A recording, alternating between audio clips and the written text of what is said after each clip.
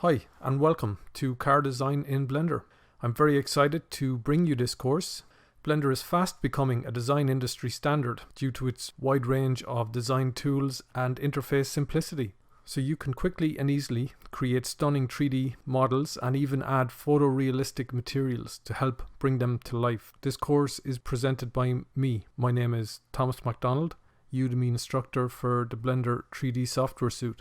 This course will cover everything from setting up the Blender interface to modeling the Formula E car and finally adding the material for the final realistic render.